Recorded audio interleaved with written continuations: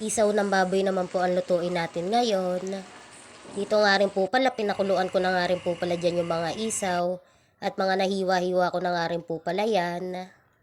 At nagpainit na nga po ako sa kawali ng mantika at magigisa na nga rin po pala ako dyan ng sili. Una ko po talagang ginigisang sili para po lumabos po talaga yung pinakaanghang niya. At sinunod ko na nga rin po pala dyan yung bawang at sibuyas at gigisahin lang po natin yung mabuti.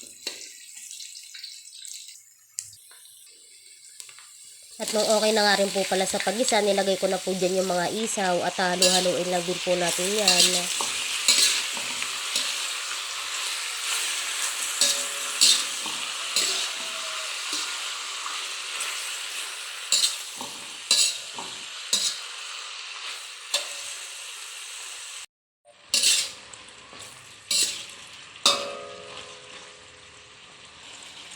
At maglalagay na nga rin po pala ako ng isang basong tubig dyan para po medyo lumambot-lambot pa.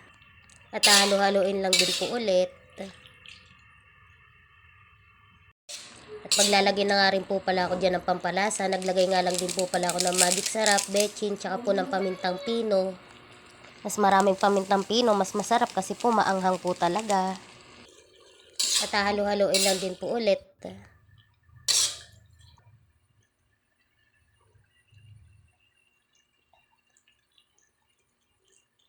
At maglalagay na nga rin po pala ako ng toyo dyan.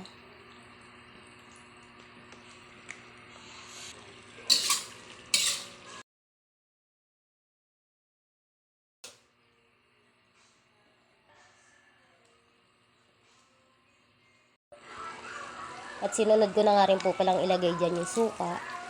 Sandali na nga lang din po at maluluto na po yan. At ayan, luto na po yung adobong isaw ng baboy natin. Kain po tayo. Please like, share, and subscribe po. Thank you po.